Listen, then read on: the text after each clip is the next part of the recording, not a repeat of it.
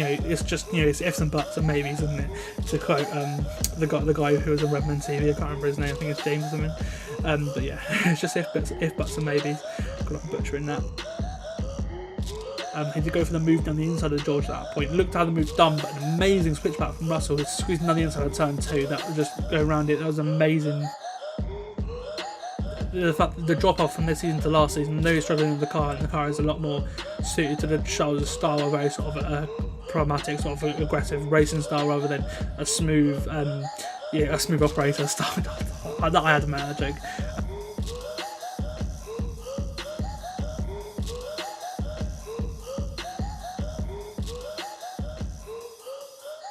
So hello and welcome back to the SJMoores podcast. This is episode number 7 today. It is an interesting one today because we're going to be recapping the Spanish Grand Prix. We're obviously going to be breaking it down from the start to finish, so basically going through the entire weekend and then grading the drivers at the end, like we always do.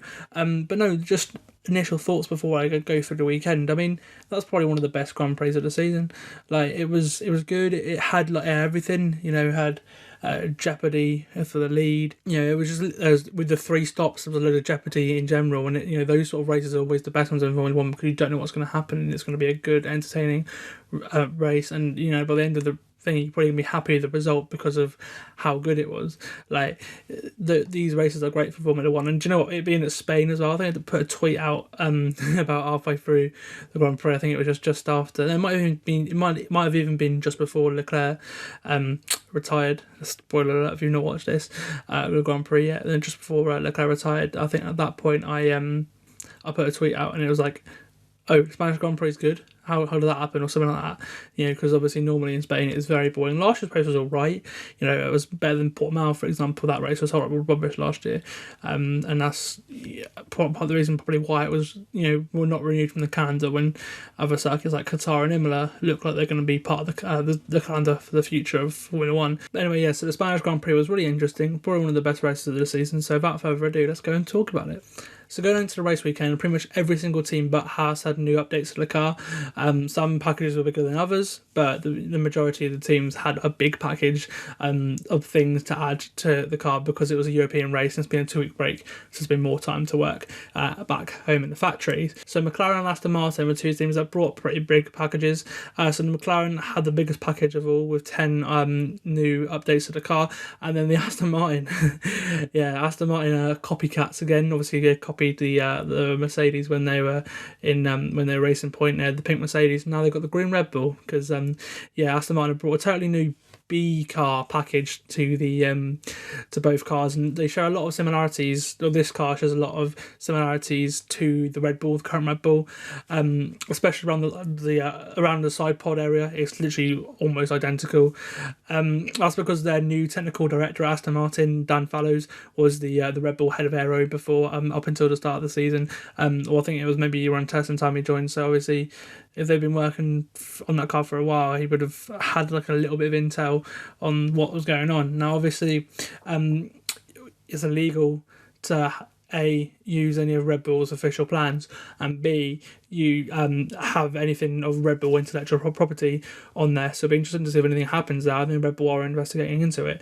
But this one doesn't seem like it's as much of a copy as the pink Mercedes, but either way, it was an interesting story going into the weekend. And obviously, we saw on the Red Bull pit wall they were all drinking the green kiwi flavoured Red Bull can all weekend. I don't know if it was all weekend, but Friday at least, it was really funny. It was a bit of tug in cheek moment from the Red Bull crew.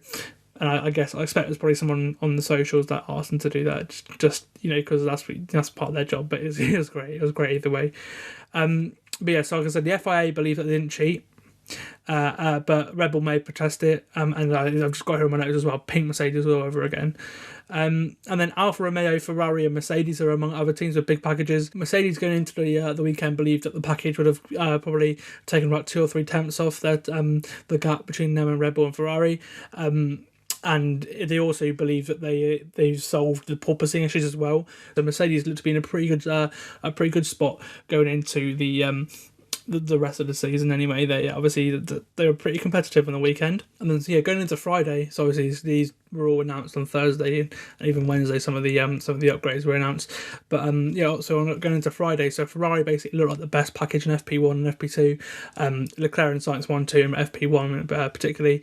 The Mercedes were a couple of tenths of the Red Bull. They're in a world of their own as the third fastest. There's no real direct competitor, but they were up there, closer to where they've pretty much been all season, maybe Australia, and obviously the practice in Miami aside, they were a little bit further off Red Bull and Ferrari. But yeah, it was a sign of great things to come for the weekend for the Mercedes team, unlike in Miami.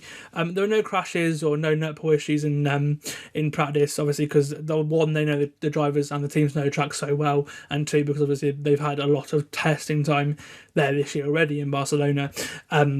You don't really see that at Barcelona at all, really, and also it's a really difficult track to actually have an off at as well. So it's quite a basic track. It's not difficult. It's not an Imola, for example, or a Mugello. We also saw the first action of reserve drivers being put into the car as well. So Red Bull, Alfa Romeo and Williams all had reserve drivers in FP1. Yuri Vips, the Red Bull reserve driver, spent most of the time on hard tyres, just data gathering, like I was saying earlier. It was just a lot of data gathering because obviously they know the track so well. And some of the cars aren't vastly different from what it was in February in testing. Nick De Vries was in the Williams, and he was actually faster than Latifi on a soft tyre run. So there's been a lot of rumours actually around the paddock that maybe De Vries and Latifi could swap mid-season. I hope that is the case because Latifi's dusted. Although we did have a pretty good race in this was yesterday, but we'll get into that later. Maybe Nick De Vries will be Alex Albon's partner from Spa onwards at the end of the season. Who knows? I doubt it. Maybe 2023, or I expect De Vries probably is in the running for a 2023 seat. The same with Oscar Piastri as well. But no, yeah, that's an interesting rumour going about at the moment. And then Robert Kubica was in the Alpha. He just did what he normally does for Alpha. He's done it for years now. And that's pretty much all you can say about FP1. And then going into the later practice 2 on Friday afternoon. It was weird having 2 practices in the afternoon. I don't know why the session times are so weird in Spain. Normally in a European race you'd have morning sessions.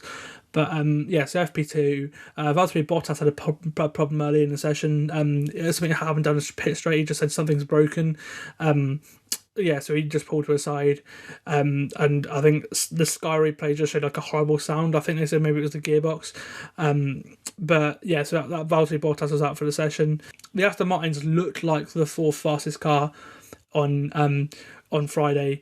They're there behind Mercedes, Red Bull and Ferrari, which with the update that's a massive jump for Aston Martin. Obviously it didn't work that way in qualifying, but yeah, the Aston Martins did show pace on Friday, and then the McLaren had a couple of issues as well, so they had very little running. Lando was ill all weekend anyway. He had tonsillitis, he had some hay fever symptoms, some even COVID symptoms, but he did do tests and he wasn't COVID positive. But Lando just wasn't very ill at all this weekend. Wasn't very well at all this weekend, sorry.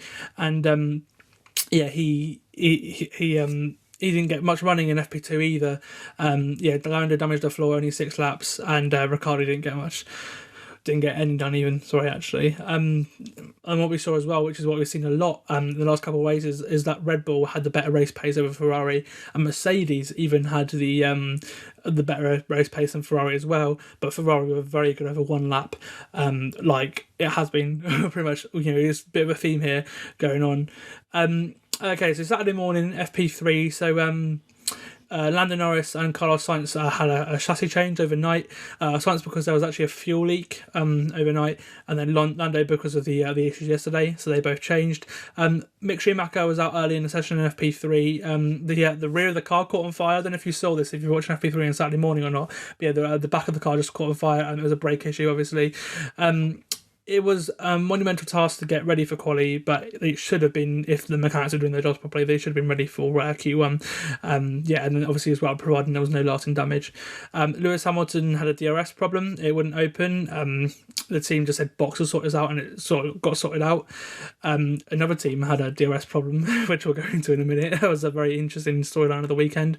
And then, as always, it was just on Saturday as well. Red Bull better in the straight line, Ferrari better in the corners. The Mercedes Mercedes is very good in the straight line as well, which that just shows that they've got a new power unit, which is one of them, the upgrades in their package. And the Mercedes, they hopefully will see at least the Mercedes challenging for race wins by, I don't know, probably Silverstone, I expect. Well, I hope so anyway. I hope to see Lewis or George win at Silverstone. I'll be mad when we go in July. Well, it's only like a month away now, isn't it? It's mad to think that. But yeah, Ferrari, just to sort of emphasise on that as well, they were like literally 4 tenths faster than anybody else in the middle sector. They dominated the middle sector, but the other two, they were iffy. Okay, so heading into quali, McLaren and AlphaTauri looked on the back foot the most. Gasly's car was smoking on the boot-up lap in the start of qualifying. At the start of Practice 3, so there was no running in the session. And obviously it was the same with Haas and Schumacher as well, no running at all. Alfa Romeo were looking much better today. Like Bottas, as it has been all season, they might even get both cars into Q3. From what we saw on Saturday morning. And then I put here, Merc the same. Could they actually be fast? Well, the answer to that, Sam, was yes. Merc were to be fast all weekend. But an interesting thing that I noticed in practice as well, that Perez was a lot further away from Max than he had been all season. I don't know whether Red Bull have sort of shifted the car more towards Max. Obviously, we saw that they've already started favouring Max and giving him race wins. That's a little bit of tongue-in-cheek, that, but we'll go into it later. The McLarens did actually come out for soft runs at the end, and because they ran differently from everybody else because they missed out so much from FP2 on Friday, and they were near the top of the midfield as well, so they were pretty much where they have been in every race but Bahrain, pretty much. Okay, so quali on Saturday afternoon. So Mercedes have had 9 straight pole positions at Spain up until this weekend, and in that time as well they had 7 front row lockouts. So in Q1, Schumacher was good to go for quali, or potentially at the end of Q1 anyway, and then Pierre Gasly was good to go from the start of quali. It was great work from the mechanics on both teams. And then after the first runs of qualifying one, Leclerc, Sainz, Verstappen were the top 3, no surprises there really. And then Russell and Hamilton 4th and 5th, obviously, as you'd expect. Bottas was faster than Perez in the first one in Q1. He was 6th ahead of Perez, but Perez did have used softs in that one. Schumacher did get out for a first run, but a bit later than everybody else. He was P19 in that one, just sort of feeling out the car. And then the track temperature was ramping up, and the field was honestly so close for the second run. Like, it was, people got caught out, and one of those people that got caught out was Fernando Alonso, who qualified P17 on his own, obviously his home race. Fernando's, the majority of those people in the crowd were either fans of Fernando. The majority were Fernando, I expect, but also Carlos Sainz is a big fan base in Spain, obviously, as you'd expect. But a disappointing qualifying for Fernando Alonso. So the ones that did unfortunately get knocked out in Q1 were Latifi in P20, Albon in P19. No surprise with where the Williams had been all weekend. Stroll in 17th, Stroll in 18th, and Vettel in 16th. The two Aston Martins getting knocked out in Q1. Obviously, that was a big shock based on the pace that they were showing on Friday afternoon. And then Alonso was P17, like I said. So all those 5 were out in Q1.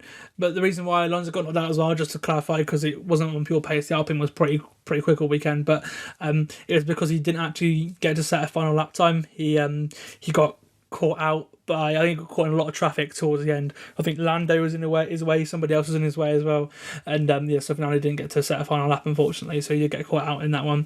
But that's what you can get with especially when the track temperature changes. You can get caught out like that, and you could be out. We've seen Ricciardo in the past, a lot of times actually with Ricciardo. Sometimes for what they do for Ricciardo in qualifying compared to Lando seems really different. Sometimes it is very suspicious what I see from McLaren. A lot of people have noticed this as well. I don't know. They're obviously going to have their reasons for it. It's not going to be to hamper Daniel, but it is something different.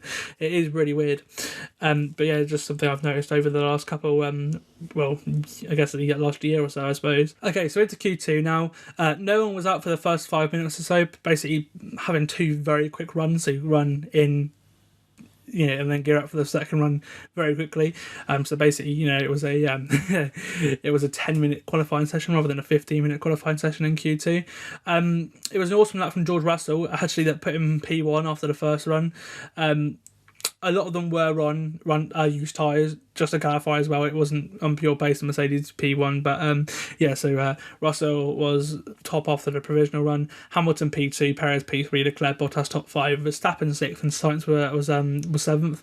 So it's just, a lot of those runners, Verstappen, Sainz, Leclerc, especially, were on used softs. So it's just getting a lap to be, to actually, get something on there just in case anything did happen or go wrong. And then when it came for the second runs, obviously to eliminate another 5, George Russell, Lewis Hamilton and Charles Leclerc were the only 3 that did not go out to improve their laps. They weren't going to get caught out. So Max Verstappen and Carlos Sainz did improve, as you'd expect, obviously being 6th and 7th. That's not where the pace of the Red Bull and Ferrari are. But it was a great lap from Kevin Magnussen, actually splitting some of the big teams and going P5 in the Haas in qualifying 2. So out in qualifying, 15th was Zhou Guanyu, which was unfortunate because Bottas had been, in the top echelons all weekend. But no, so Zhou's just struggling with the car more, obviously being a rookie as well is what you get. And then Gasly and Tsunoda of AlphaTauri, 14th and 13th there. The AlphaTauri has not had pace all weekend, actually. I was really disappointed by them, especially with how good the Red Bull's been. I really want to see Gasly sort of challenging, because we know how good of a driver Pierre Gasly is.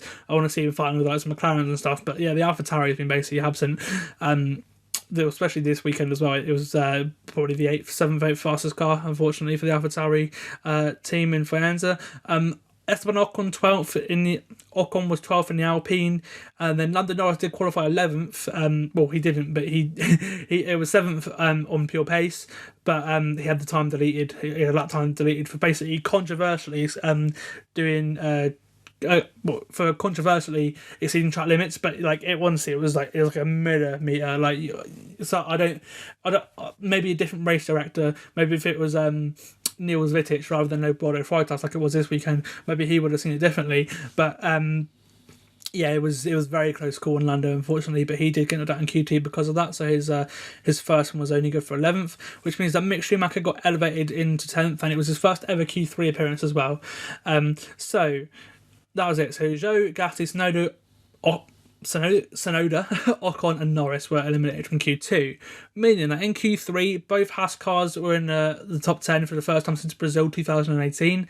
I'm actually up Brazil 19, it was one of those years, I can't remember. Schumacher was in Q3 for the first time, like I said, and this is a real chance for Carlos Sainz to get his first pole position in his home race. But so on the provisional runs, Verstappen was on provisional pole, Sainz was P2 as well, Perez P3, Russell P4, Hamilton P5, Valtteri Bottas P6, Ricciardo P7, Magnussen P8 and Schumacher P9. You notice that I didn't put Charles Leclerc in because obviously Charles Leclerc had his spin on the final chicane, the final chicane, the only chicane, but you know what I mean. Yes, he had no lap time set in the first round of qualifying in Q3, which obviously is very risky, especially if something goes wrong or you get caught out in traffic in Q3. That's no, you start in P10 then. But yeah, so Leclerc goes straight into the pits after the spin, and it did actually hamper George Russell's lap, I think, as well. So maybe he could have out-qualified Perez. I mean, obviously it's the first one, so it doesn't really matter. You know, most of the time you do improve, but it's just it's ifs and buts and maybes, isn't it? To quote the guy who was on Redman TV, I can't remember his name. I think it's James or something. But yeah, it's just if buts and maybes. God, I'm butchering that. But anyway, so yeah, Verstappen was 3 tenths faster than everybody else in the first run, but there was a 2/10 gap between the rest of the top running cars. So obviously the 2 Mercedes and then Sainz and Perez. There was 2 tenths between all them. Daniel Ricciardo didn't actually go out for a second run because he only had 1 set of new tyres left, and he chose to use the new tyres on the first run instead. So Ricciardo's time was his qualifying time, but obviously everybody else went out for the final rank qualifying. So everybody's on their outlap in Q3. Normal stuff, routine, but it's point for all the drivers. And then we just get Verstappen come on the radio saying no power, and it turns out there was a problem with the DRS system. Like I was saying earlier, that obviously somebody else had problems with DRS. That person was Verstappen, and unfortunately for Max, he didn't get a second run in qualifying. So And obviously, spoiler alert as well, he wasn't on pole either because Charles Leclerc was on pole. 1:18.75 for that lap. What a lap it was! It was obviously the fastest lap of the weekend, but it eclipsed Max's lap from the first run looked impossible to beat anyway. So the fact that Charles just went ahead and was like, okay, no, wow, this that was one of the best laps of the season from Charles. That was, especially with everything on the line as well, because of the fact that he spun in the first one. It was impressive. It was up there with the Perez lap in Jeddah as well. It was, but yeah, so. Verstappen's lap was still good for P2 and Sainz was in P3, so not a front row start for Sainz on his home race, but still an impressive qualifying session. Either way, it was an awesome lap from George Russell, actually, going P4 in the Mercedes, out qualifying Perez. Obviously, the Red Bull was faster, especially over one lap than the Mercedes as well, and then Lewis Hamilton in P6. So it ends 9 years of Merc dominance in Spain. And then obviously Verstappen, because at the time we didn't know it was a DRS problem, but Verstappen in the interview, I think it was with Naomi Schiff in qualifying, I think it was, he told Naomi it was like either we lost power or my DRS didn't work, and obviously it was the latter of the two. But no, so the DRS problem hampered Verstappen in qualifying, and it did kind of hamper him in the race. We'll go into that now. So the starting grid for the race, just to go through it now. So Charles Leclerc was on pole, and next to him in the front row was Verstappen. Then it was Sainz and Russell in the second row, and then Perez and Hamilton in the third row. And then obviously the rest of the runners that were in qualifying, three were Bottas, Magnussen, Ricciardo and Schumacher, making up the top 10. And then it was Norris and Ocon, Snowden and Gasly, the two AlphaTauris lining up next to each other, Zhou and Vettel, Alonso and Stroll, and then Albon and Latifi. Well, that was the qualifying result anyway. And then Fernando Alonso overnight, or the Alpine team overnight, decided to actually just take an engine penalty, get a new engine in there, and start from the back of the grid. Elevating everybody, so elevating Stroll, Albon and Latifi at one place, essentially. It was honestly going into Sunday afternoon. There was 36-degree temperatures in Spain, in Catalonia, in Barcelona. It was very sort of Malaysia-like. It's not normally that warm at this time of the year in Spain. Obviously in July, yeah, but not in May. So it was interesting. And so obviously that was good for us because it means that the tyres would sort of melt and go off quickly. So it means we'd get an interesting race, which is what we did get. So they were saying before it could be a 3 or even a 4 stop, which it did turn out to be. But it was a lot of hype going into the race, thinking, oh, okay, could the Spanish Grand Prix actually be good? And yes, the Spanish Grand Prix was good, in 3 words short. Yes. We did see Lando actually be sick on the grid. I think someone put on Twitter, obviously it wasn't shown on TV, but someone did say that was the case. Like I said, he's been ill all weekend, and obviously he missed the national anthem to cool down. It wasn't called to cool down actually. It was he missed the national anthem to get checked by the doctors before he undertook in the race. Obviously he was medically cleared and stuff. But so unfortunately for Lando, obviously he was still suffering on Sunday afternoon with the illness. Okay, so as for the actual race, so Lewis Hamilton was on medium tyres. Everybody else was starting on soft tyres. And the softs were expected to last about 20 laps or so. So as the lights went out, the first thing to notice was Carlos Sainz having an awful start. I think he went into anti-stall. So Sainz was passed by Russell and Perez like that instantly. But Charles Leclerc was obviously on pole, and he got ahead of the best out of him and Verstappen. He actually covered off Max as well, going into turn 1, being the leader of the race. Everybody was sort of contact free. There was a little bit of a tap between Russell and Perez, but there was nothing obviously unnormal there for a race start. They just both carried on their race as normal. But what we did see going into turn 4 was Kevin Magnussen sort of going for a move on Lewis Hamilton around the outside, because Lewis was sort of on up a move on Sainz. So obviously we were starting off very slowly. So Kevin obviously had a great qualifying result. Kevin just shot round the outside of Lewis, and he basically they touched, they made contact, and Magnussen ended up in the gravel. He ended up puncturing Lewis Hamilton's left tyre anyway, so it was a kind of racing incident. But you can't really take much out of it. It's just a lap 1 incident, and no driver was really in the wrong there. Sort of 50-50. Lewis could have been a little bit further to the right maybe, but there's nothing wrong there, just a racing incident. But so Magnussen ended up in the gravel. Lewis had a puncture. They were 19th and 20th by the end of the lap. Magnussen managed to get out of it, and there was no safety car or anything either as well. And this was the first race in a while without a safety car, so it was quite an interesting dynamic, but it was pretty good even without a safety car to change things up. So the big gainers on lap 1, Alonso was up 5 places, Schumacher up 4, Ocon, Vettel and Stroll all up 3. So the Alpines and the Aston Martins getting very good starts. You saw on, like I said, on the FP3, I said I think it was FP2 actually. I think they said that the Aston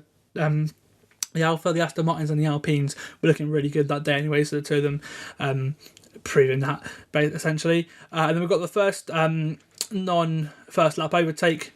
Oh my god, it is tipping it down. Sorry if you can hear the hailing. It is basically hailing out there on the microphone. But yeah, so we saw on the first non-lap one pass on lap 3, when we saw Valtteri Bottas pass Schumacher on the pit straight. Easy pass for up to P6. At that point, obviously, Mick gaining 4 places from the race start. But yeah, Valtteri Bottas, a great move. It was an easy pass, really. But yeah, the start of a very exciting day for Bottas, that was. And then on lap 5, we saw Esteban Ocon go up another place to P8, past Daniel Ricciardo, who was really struggling for race pace. And the Alpine, it was down the pit straight, obviously, as well. There's not very many overtaking zones. In fact, the vast majority of the overtaking was at turn 1 after the pits. Pretty much the entirety of the race, and I've just got in my notes, Alpine finding pace. The Alpine race pace was really good over the weekend. So at this point as well, Lewis Hamilton was looking pretty shot. Sort of 6 laps in or so, he was, P19 looked like it was going to be a race that, maybe could get up into maybe like 10th, 11th, maybe get a point or so like Verstappen in Hungary last year, that sort of race. And he came on the radio and said, I think we should just say, I think he came onto the radio and told his engineer, I think we should just save an engine here, guys.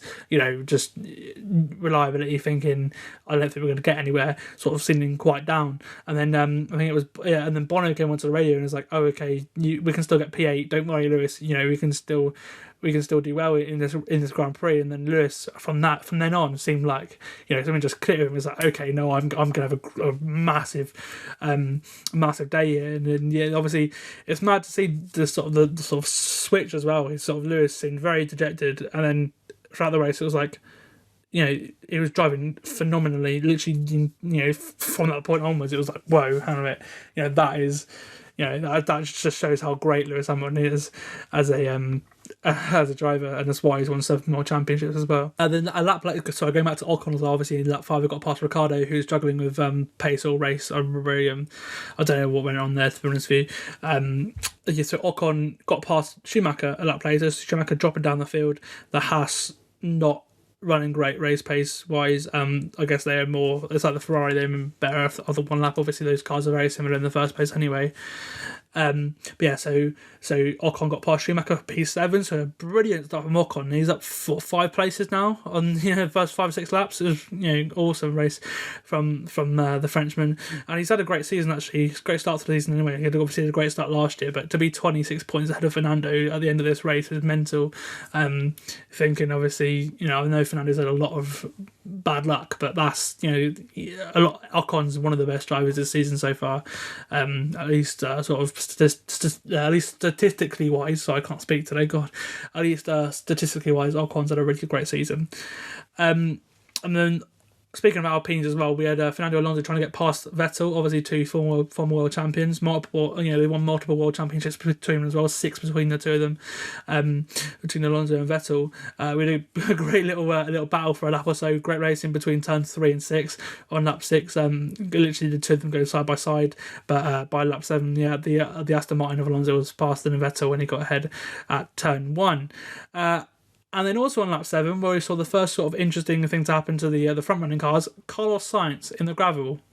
It was just like, oh, there's a Ferrari in the gravel, just sort of cut to him, and obviously, they were sector 1 and 2, we saw the yellow flag graphic at the top, but it was like, there's a Ferrari in the gravel, it was Sainz, and it was a spin at turn 4, and they were sort of first, at the time I was thinking, criticising Carlos, I was like, oh, okay, another one of these mistakes, he needs to cut these out now, it's getting embarrassing at this point, because, the fact that the drop-off from this season to last season, I know he's struggling with the car, and the car is a lot more suited to the Charles' style, a very sort of pragmatic, sort of aggressive racing style rather than a smooth operator style. I had to make that joke, but yeah, I had to say that. But yeah, so rather than a smooth sort of fluid motion that Sainz has, it is.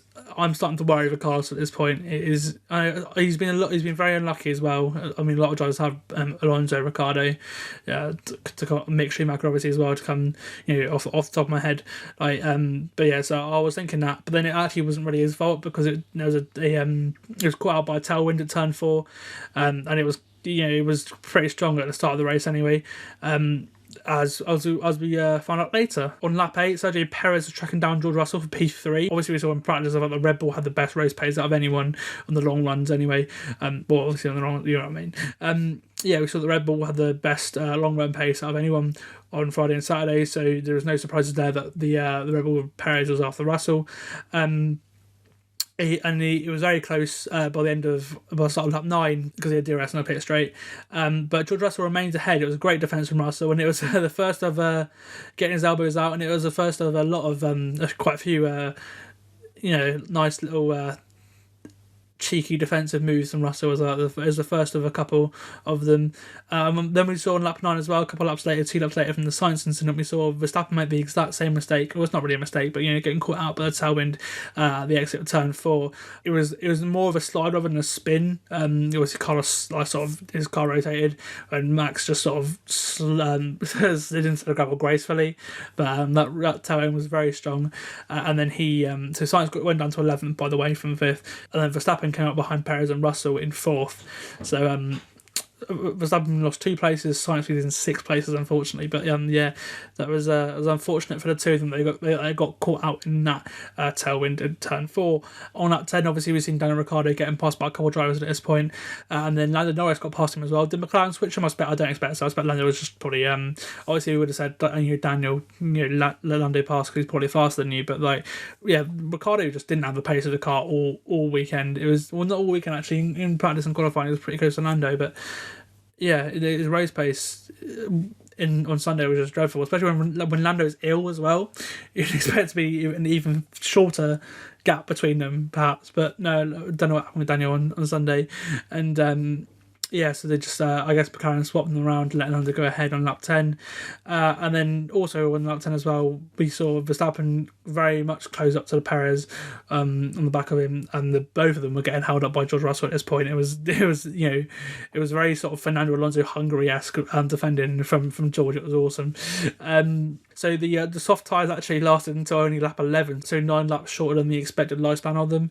So Sainz, Alonso, Gasly, Zhou all came in for new tyres or for mediums. And then Ricciardo's afternoon got even worse. He got passed by Yuki Tsunoda on lap 11, and was actually out of the points for that from that moment onwards as well. And then also at lap 11 as well, it was a very, very eventful lap. The 2 Red Bulls switched at turn 7. It was obviously it was executed. Obviously they got told to do it, but the way they did it as well didn't really hamper them too much. Obviously a sort of a harsh corner it's easier to swap cars there than on a high-speed corner, if you get me. And then whilst the Red Bulls were swapping around, we got George Russell coming to the radio and ask whether the calling warnings on his car were real or not, and they got told, you've got to try and call the car now. So obviously Mercedes was struggling with the overheating more than other teams. We've seen Mercedes have overheating issues in the past as well. We saw that at Austria 2019, I think, was the one that they struggled with the most. It was a really warm day in Austria in 2019, and that was the one where we saw the battle for the lead between Charles and Max. Obviously, that at the time as well, that was the first time we saw that. Obviously, it's more evident now when the two of them were in the main title fight. But we saw that race in 2019 in Austria. That was when Mercedes have had overheating issues in the past. Obviously, the car as well. The previous cars were designed to run from the front. I don't know if they've done that with this car or not. Anyway, but they did. They were struggling with overheating more than other teams anyway. And Russell got told to call the car on lap 11. Obviously, as well at this point, he's still defending. He's not going to let Verstappen and Perez go past. Like that, he's still going to make him fight for it, and make him fight for it he did. On lap 12, we saw some more cars dive into the pits for the first time. Tsunoda and Ricciardo came in. Obviously, Ricciardo got past, and Ricciardo went for a different strategy from everybody else. Everybody else is on mediums.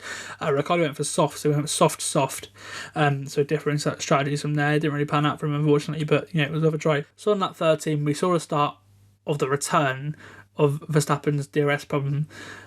The Red Bull didn't expect us to come up in the race. They were fixing it literally right up until they left the garage to the grid, about half an hour before the race. They were fixing it right up until then, so maybe they weren't confident about it, but they did all they could to try and make sure that the DRS issue was not a problem come the race. But on lap 13, only 13 laps into the Grand Prix, it was back. So whilst Verstappen was having DRS problems trying to get past Russell, Norris and Mick Schumacher both came in. Schumacher on the softs, Norris on the mediums. So Schumacher going for the same strategy as Ricciardo. And then Norris came out just ahead of Sainz, actually, which was interesting. So sort of gaining quite a few seconds in the process. It was a pretty good stop from Lando, actually. And it was turning into a start of a good race for him as well, which is good as well, because when you realise, if I was him, I don't know, obviously I don't have maybe the work ethic of a driver, but if I was sat in P17, I didn't feel very well, and it didn't look like I was getting points, I'd ask if we could retire the car. So obviously he wasn't in P17, he was in like P7 at the time, but it's, you know what I mean.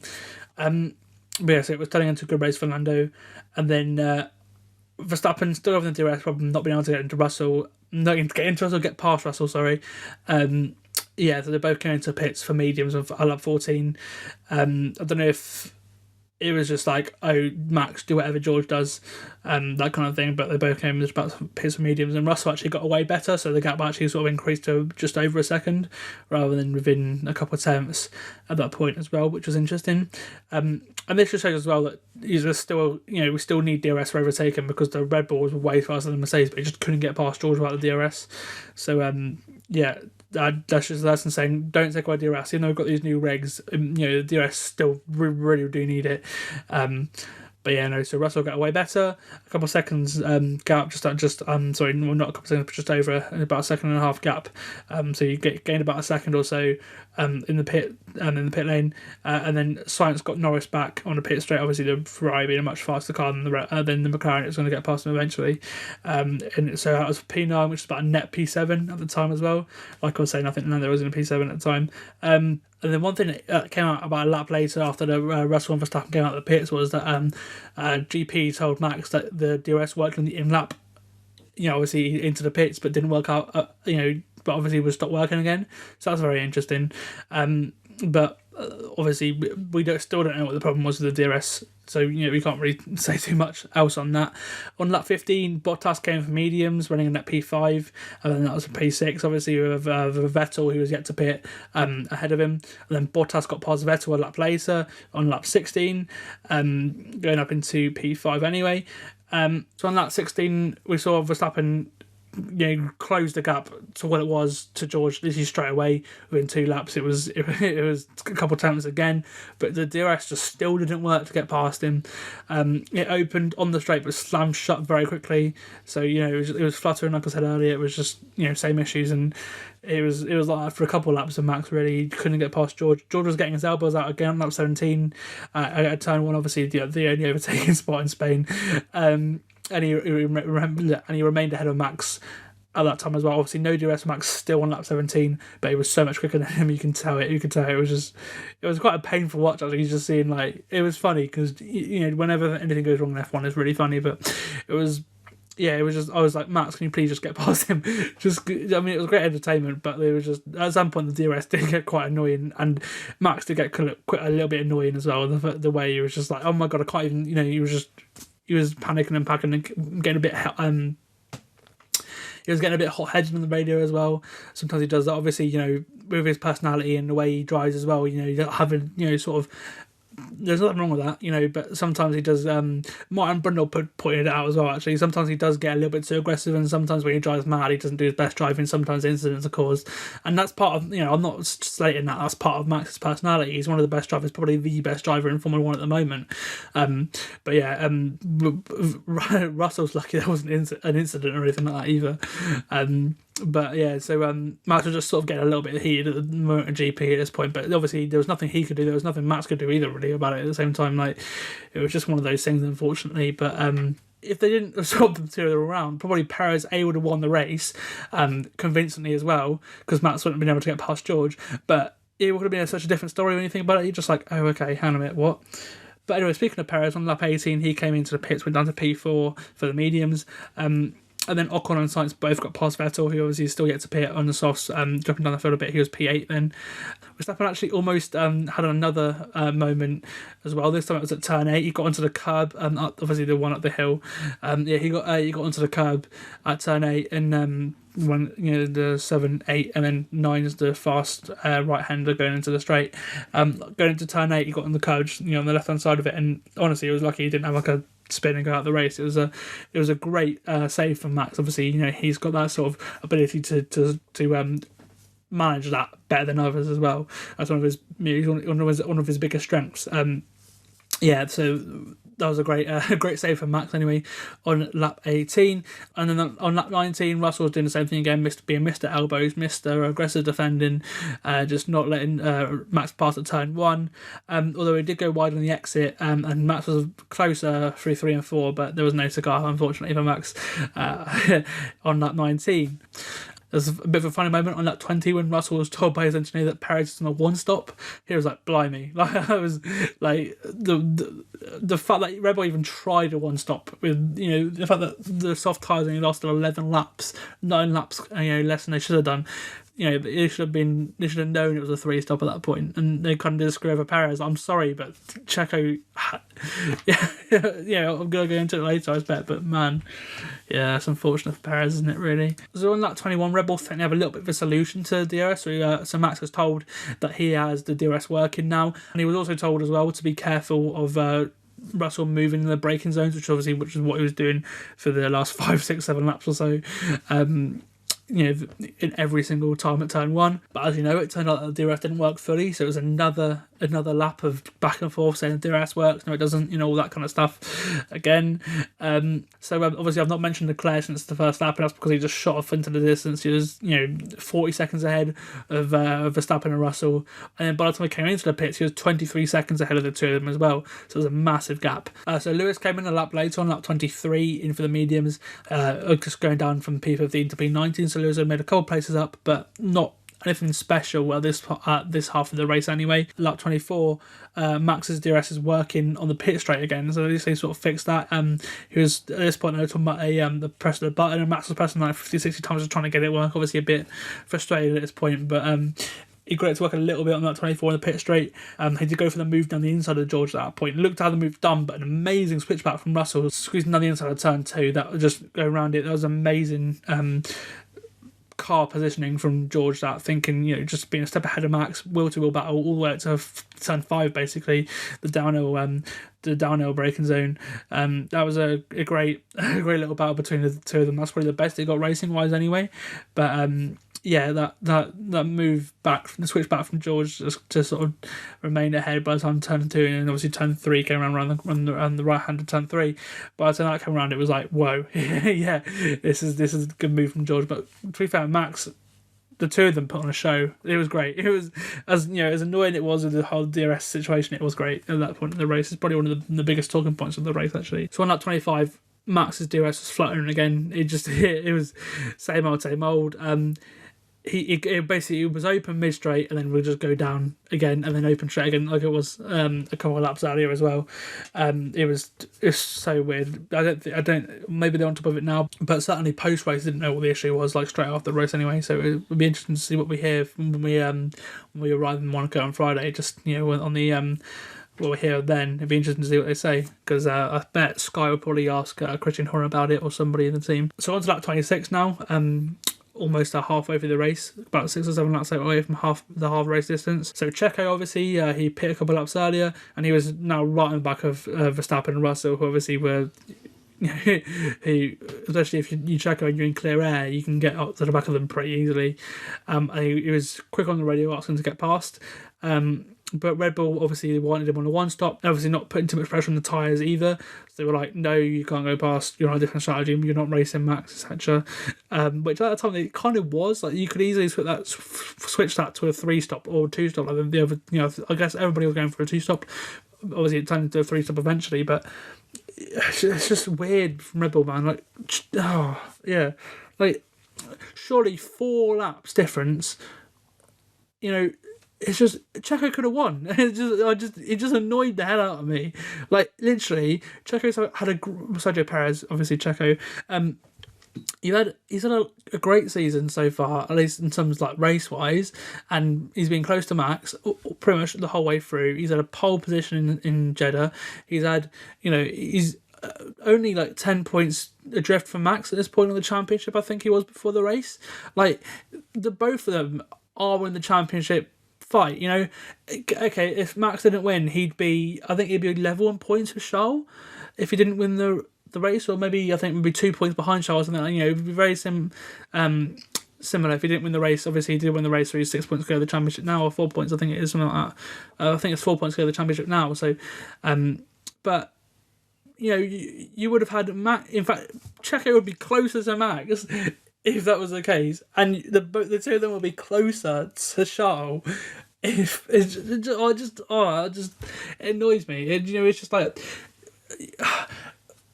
the fact that Red Bull are given is 6 races in. There's what, 16 races left, and you're already favouring Max. I don't know, man. It's just, I feel so sorry for Perez. He's already, he was like, I'm not very happy about it. And I don't blame him. I really don't blame him. Like, yeah, sorry, Checo. I feel bad for you, mate. But anyway, talking all this, the next thing that happened in the race in that 27, that was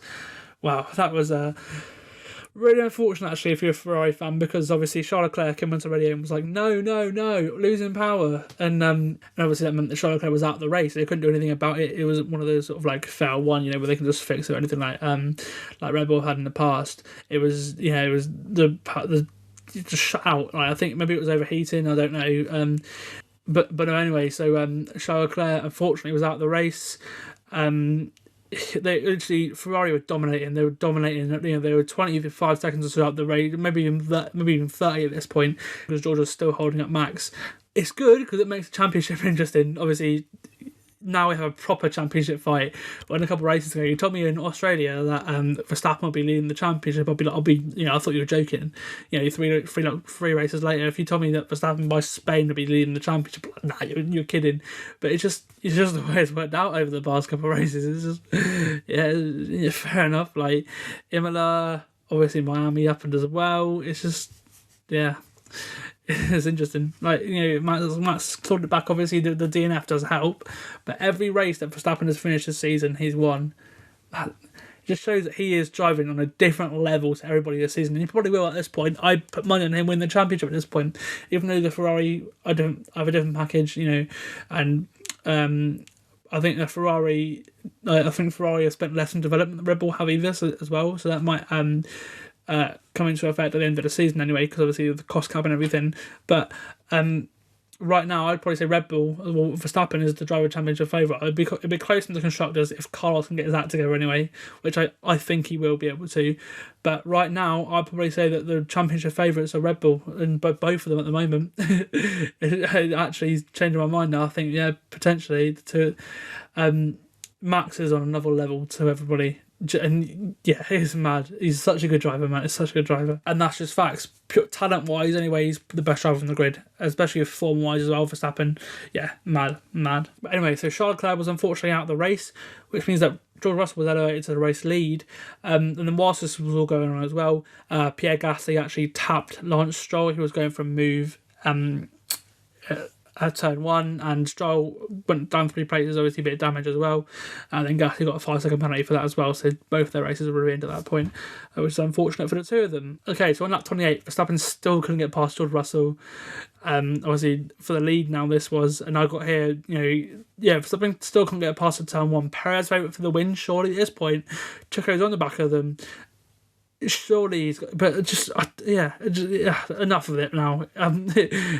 I think it's good. Check over. Enough of it. Just stop talking about it at this point. Unfortunate for him. Anyway, lap 29. Max had enough of this. He decides I'm just going to come in and try and undercut him instead.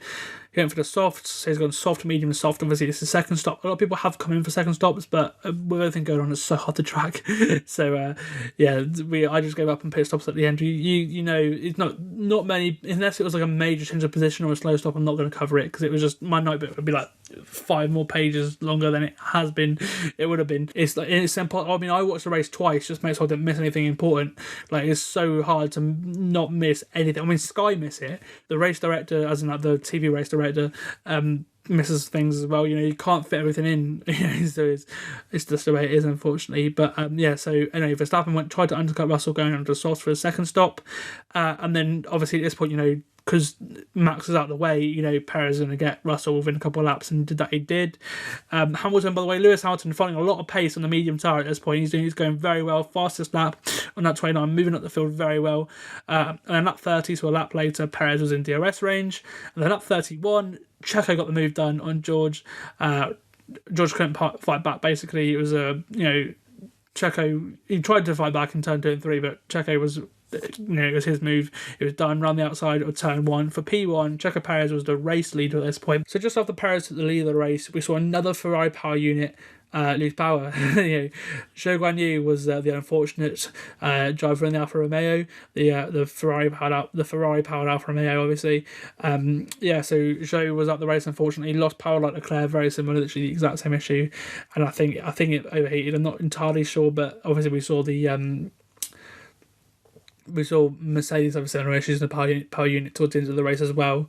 So obviously that was a war sleep, but the heat put stress on the car, and it was probably something similar to that for Zhou Guanyu and Charles Leclerc. Unfortunately, so he was out the race, and then whilst we got that we got that news as well on the broadcast, literally a couple of seconds later, we got this amazing move from Verstappen, the move of the weekend.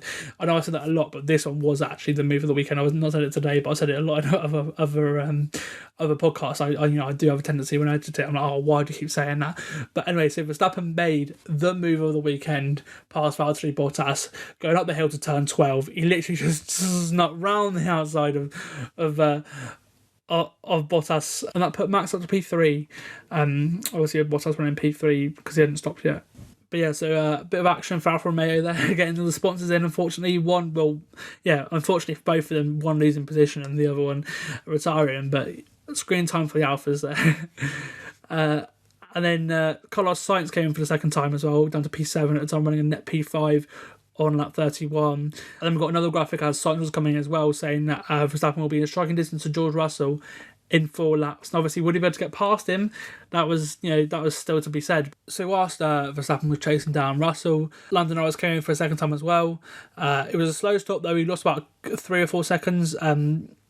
Unfortunately for Lando, it didn't really matter towards the end of the race because the midfield, some of them were in a world of their own.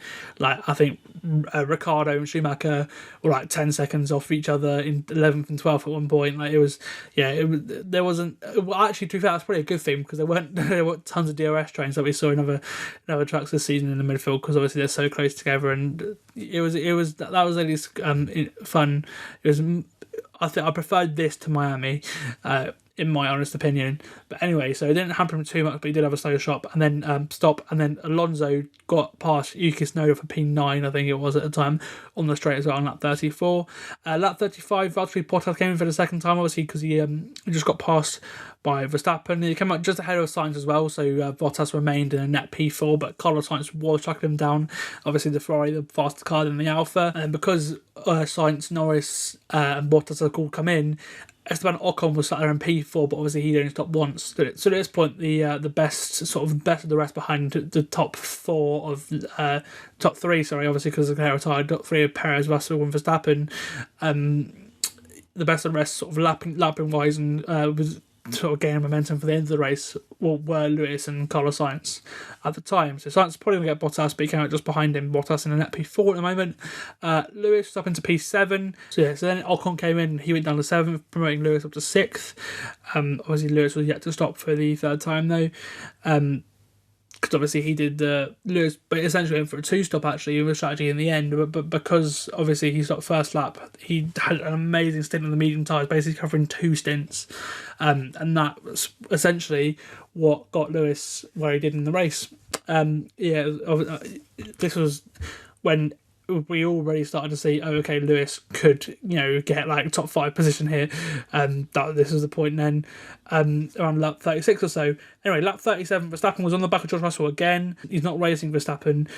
So Russell came into the pits for his second stop, obviously a little bit later than Max, obviously, because Max came a bit of a while ago. But at this point, Verstappen's not Russell's race. He's on a world of his own, really. So, So George dives in to just avoid the thing with Max again. And then Perez came in on lap 38. Lap later, obviously Max setting in P2 at the time. So they said, "Oh, we're not going for a one stop now." So basically, just screwed him over and gave Max the lead of the race. Obviously, Perez was still ahead of Russell, but unfortunately, when he came out of the pits, Verstappen was about 5 seconds down the road or so. So it's unfortunate, but I just why if they had him on the same strategy, it would have been. I think Checo would have won the race. You could have easily changed it. It was only a couple of laps or so after Max. Max come in lap, 30, right?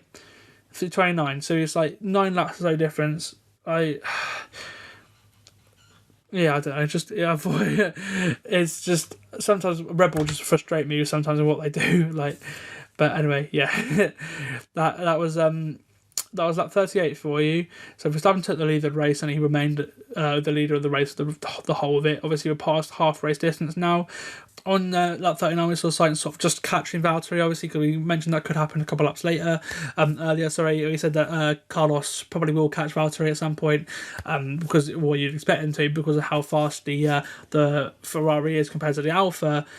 He's just outside the DRS range, but fair play to Valtteri. He held his own for a couple of laps, 5-10 laps more. So, Valtteri was driving a great race. Obviously, he went for the 2-stop, and it did hamper him towards the end, but he was keeping the gap the same for a bit of a time. Just Sainz wasn't in DRS range, for a little while at this point, but so Bottas was holding his own. On that 39, whilst this was all going on, Lando Norris got past Seb for P8. So Seb going for the 2-stop as well. On different strategies to Lando. Seb was sort of going for late point positions, so 9th, 10th. But obviously the 2-stop didn't work, unfortunately. But he was in the points at the time then. Obviously the Aston as well, a pretty competitive package, but the McLaren was obviously the best on the weekend. And that 41 was Kevin Magnussen. Obviously, actually, Kevin was struggling, to be fair, to get back up the field after the Lewis incident. Lewis was got up way quicker than he did. So Kevin actually only got up to P17, getting past Albon at turn 1 on lap 41. So Albon was obviously with Joe and Leclerc out. Kevin was running last on lap 41. Obviously, he did stop one more time than everybody else. He stopped 4 times. But unfortunately, Magnussen wasn't able to get up the field. He was struggling, sort of competing with the Williams, unfortunately for him. At 43, Sebastian Vettel came in for the tyres again. This was his second stop, I think it was. But so if he went for 2 stops, that would be his second stop yet. And he went down to 14th, unfortunately for him. The 2-stop not really working. And then lap 44, so the 2/3 mark of the race. And 2/3 the way through the race anyway. The top 10 was looking like Verstappen, Perez, Russell, top 3 obviously, Bottas and Sainz 4th and 5th, Hamilton 6th, Ocon 7th, Norris 8th, Alonso 9th, Tsunoda 10th. And then Schumacher and Ricciardo were outside the points, but about 10 seconds or so down the road, so they weren't really challenging. So it was sort of a pretty much set top 10 at this point in the race. So on lap 45, Max came in for the 3rd time. He came out just behind Checo as well, but ahead of George Russell, crucially, for him. And then a lap later, Carlos Sainz came in as well. For his final stop, but he was 14 seconds behind Hamilton and Ocon, but both of them had to come in, so it looked like he would be elevated back up to behind Bottas, but obviously, we didn't know at this point whether he'd be able to overtake Bottas or not. He obviously struggling before the third of his stops. There you go. At this point, it looked like Sainz and Hamilton were both going to get past Bottas, with the way the 2-stop strategy was working out, but it was just whether which one would be 4th and which one would be 5th, and obviously that came down to literally the very last lap of the race. So lap 46, I'll set a scene for you. Perez on a 2-stop, lapping well. He's not going to stop for the rest of the race if he's on a 2-stop, but his tyres might go off. But knowing how good Perez is at tyre management, I doubt it. I think he'd probably be okay with it and still win the race if he didn't let Max go past. Or Max on a 3-stop, new tyres, fastest lap. Verstappen's getting closer to Perez, getting more fastest laps, and he's got to the point where Perez is told, we're on different strategies. If Verstappen's going to let him past, he said it's very unfair, but okay. But yeah, so I think Checo probably at this point said, you've basically taken the race win away from me, because he probably could have lost it to the end. You know how good Perez is at time management. Maybe he could have had it hold on, but I don't know. But no, so anyway, so So Perez lets his teammate Max Verstappen pass him for the race lead again on that 48, and then just before that happened as well, Carlos Sainz got past Ocon at turn 1 up for P6. Obviously Ocon hasn't stopped for his third stop yet. Yeah, so Sainz got past Ocon pretty easily. Obviously next down the road was Valtteri Bottas. So Lewis Hamilton came in on lap 49 for the third time, obviously his last stop, and then on lap 51 Hamilton got past Ocon at turn 1, so obviously he's a couple of laps behind Sainz, but they're both running on the same strategy and they're both going after Bottas. So yeah, Hamilton got past Ocon at turn 1 for B6, like very much like Sainz. Ocon obviously yet to come in. On lap 52, George Russell comes in for his third stop. He came out just behind Bottas. We'll have to pass him. Obviously, Russell's down the road from Bottas anyway, but Bottas was going to he's going to have to get past eventually, but obviously those two have history. Lewis Hamilton set another fastest lap on lap 52 as well. And on lap 53, Russell actually got past Bottas incredibly easily at turn 1. I mean, Bottas locked up, but I expect, bearing in mind the history between those two, I would expect Valtteri would have probably got his hours out a bit more. I don't know. It was a very easy pass from George, and he got past Valtteri like that. And then whilst Bottas obviously very struggling a lot with his tyres now, he's just locked up as well. We've got the striking distance graphic from Carlos Sainz saying it was 3 laps away from Bottas. So obviously, lap 56 or so, we expect him to be overtaken by the Spaniard. So that was sort of the battle they were tracking at the time. And on lap 54, Carlos. So on lap 54, obviously Perez, been a bit screwed over, is in the world of his own at this point. Russell a bit down the road. He has a free stop. So everyone were like, okay, let's just go get a fastest lap off him, or for him, but off the Mercedes, obviously, of Hamilton at the time, getting another point or so for them. So Perez had a free start, go for a fastest lap try. Okay, so lap 56 now, a couple of laps down the road, after the Perez... After Checo came in for the fast lap try. He hadn't got it yet though. Just to note that though, I don't think he had it anyway. So Fernando Alonso and Yuki Tsunoda both got past Mick Schumacher, who was on a 2-stop for P9 and P10. So Mick's 2-stop didn't work, unfortunately. He was close to their points, but the 2-stop is just, their race was ruined at this point. They were just falling down the field, the three of them. So it was Seb, Valtteri, Bottas, and Schumacher. The three of them all won the 2-stop, unfortunately falling down in the order. So Schumacher went another P11 on lap 56. The two of them passed him. Strategy didn't work, unfortunately, for him. And then lap 57, so a lap later than build, Carlos Sainz was right on the back of Valtteri Bottas. But so was Hamilton. Hamilton was in DRS range of Carlos Sainz. He was, we said earlier in the weekend that Mercedes had a faster race pace than the Ferrari, and that was true. That was really true. Hamilton was lapping quicker than Sainz and Bottas, and there was a little DRS train between the three of them going down into turn 1 on lap 58. So on lap 58, we saw the two of them, Hamilton and Sainz, both going after Valtteri, both having DRS. Obviously, Sainz ahead, and he obviously got ahead of Valtteri Bottas first. So he went around the outside of Bottas at turn 1, pretty easy move, but obviously had to sort of go in a little bit late just to cover him off, just in case he locked up again, because obviously the tyres were dead. He must have been told that. And then we probably saw the second best move of the weekend, obviously the one after the Verstappen move on Bottas. Lewis Hamilton's move on Valtteri Bottas at turn 3. Whew, wow, what a move! It was obviously turn 3 is not a no overtaking spot. It's but Lewis went for the move anyway, and it was mad. Fair play, Lewis, go around the outside there. So that was a great move from Lewis, and obviously Carlos Sainz was next in his sights, and it looked like he should get him as well. He's on the newer tyres, and literally Sainz as well on lap 59 going into lap 60. He was struggling on the corner, and then by the time that lap 60 came around, obviously crossing the line, Hamilton by the end of the pit straight was there at turn 1. An easy pass for him, unfortunately, because Sainz sort of got it wrong at the final corner on 59. But Lewis Hamilton ahead of Sainz for P4, and what a drive that was! P4 up from P19 on lap 1. It just shows that Lewis was alive on Sunday. Yesterday, Lewis was alive yesterday. It was mad for him. At this point, we saw Seb get past Schumacher as well. So Mick just going down the order more and more and more. Unfortunately, he's struggling with the 2-stop and the tyres. Obviously, if he pit as well, then his race will be ruined earlier. So it's just sort of his race was ruined either way, like I said earlier. And then a couple of laps later on lap 64, he was under pressure from Ricciardo.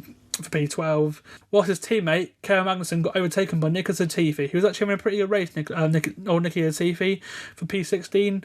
Kevin, unfortunately, not been able to do anything, like I said earlier, sort of competing with the Williams, unfortunately, on lap 64, but that was the race for the last sort of 10 laps or so, other than the Sainz and Hamilton battle was just taking a bit of a lull until lap 65, the penultimate lap of the race, where we saw the two Mercedes drivers get told in the radio to lift and coast because there was a DNF risk, unfortunately, because there was a water leak in the power unit, and unfortunately for Lewis, he had to give up the place to Carlos Sainz. Obviously, they were just cool the car. They were just told, cool the car.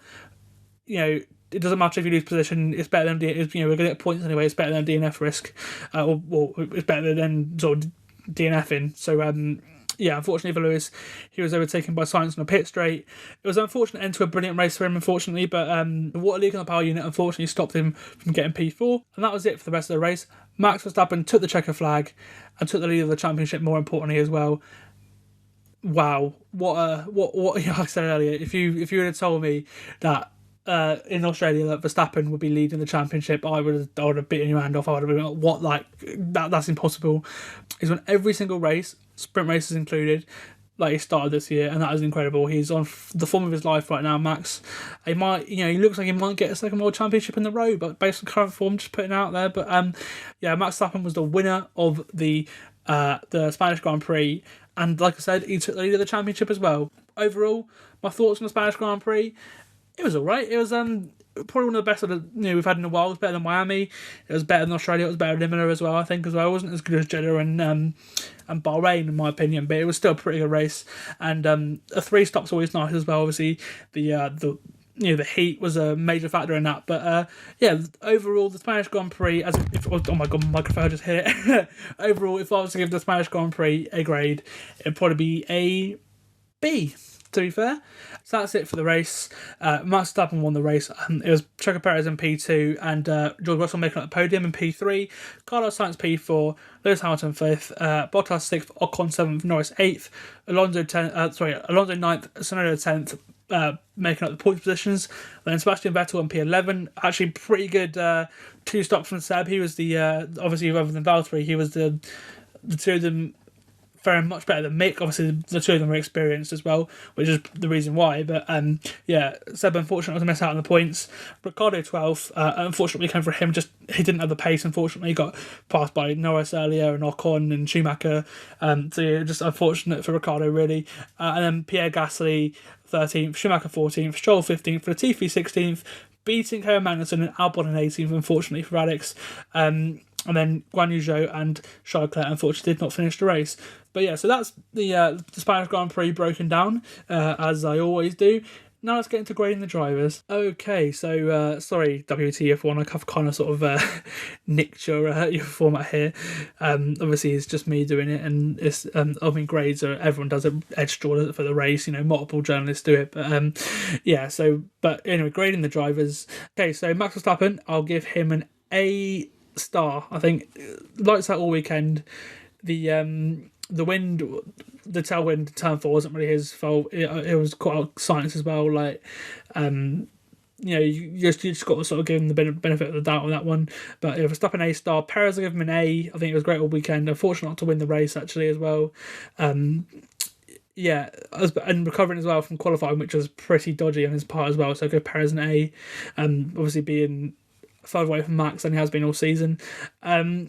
But we'll run only the race only at this point. George Russell, I'll give him an A. Actually, no, I'll give Russell an A star. Actually, I'll give Russell an A star. That was it was great. Just for the defending alone, it was amazing. Obviously, putting on a show with Max as well, George just a little bit of pace in this in the Mercedes, and obviously second podium of the year as well. After Bahrain testing, I'm pretty sure Mercedes would have taken that. Carlos Sainz in P4, I'll give him a B. Again, a pretty good recovery drive. I think Ferrari with the where the Ferrari was, I think lacking race pace compared to the Mercedes, but I think P4 probably would have been as likely you could anyway. Maybe I think Verstappen, Perez, and Russell probably would have finished ahead of Sainz either way. So I think P4 is probably the best result he could have got. And obviously he got handed it by Lewis, but even so, the Mercedes was faster than the Ferrari at the end of the day. So I'll give Carlos a B. He's not A worthy, of course, but I'll give him a B. Lewis, A-star easily. The Magnussen incident was obviously a racing incident, and it hampered both of them, so you can't really punish him from that. P19 to P5, or 4 and then 5. I'll give him an A-star for that. Amazing. Bottas, I'll give him an A. You can't really blame him with the strategy. It wasn't his choice, and he was very angry with it as well at the end of the race. But Valtteri had a pretty decent weekend. Another top 10 finish, solid points. Probably been driver of the season, bar like Max and Charles, and probably George. Actually, he's been pretty good this season as well. But I'll give Bottas an A. Ocon an A. I'll give him an A again. Esteban had a great Grand Prix, moving. I think gained 5 places in the first 5 or 6 laps. I think I said earlier.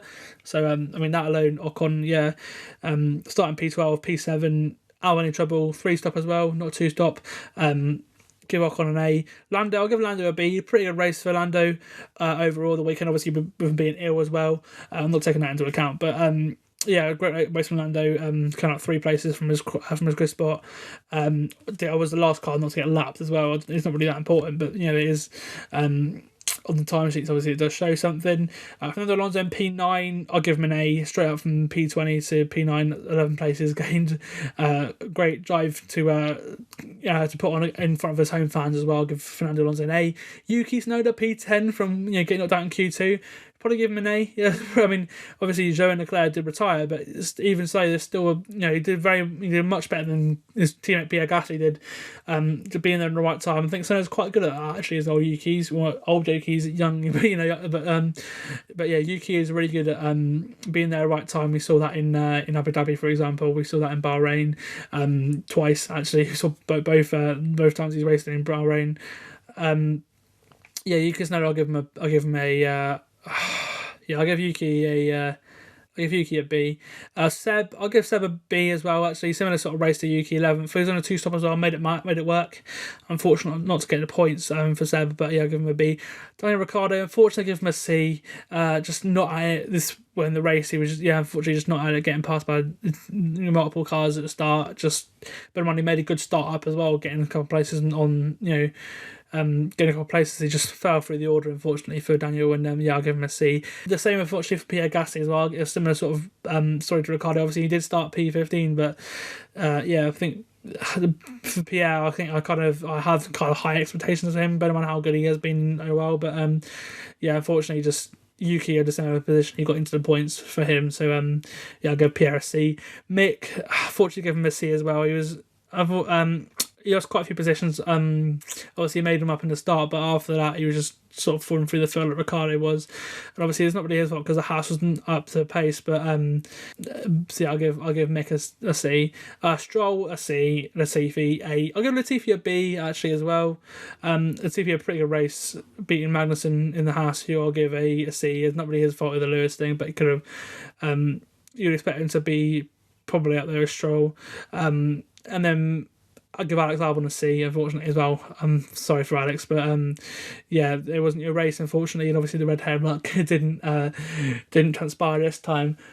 But anyway, that's pretty much it for the SJMoores podcast. Thank you for listening, or if you're watching on YouTube, thank you for watching. I really have enjoyed doing this one. I hope you enjoyed recapping the Spanish Grand Prix with me, reliving it as well. Obviously, it just happened yesterday, or probably 2 days ago, but I was only watching this on Tuesday. But it's still relevant, and I hope you enjoy the rest of the day if you're watching this or listening to this in the morning, and if you're listening in the evening or watching in the evening, have a good evening.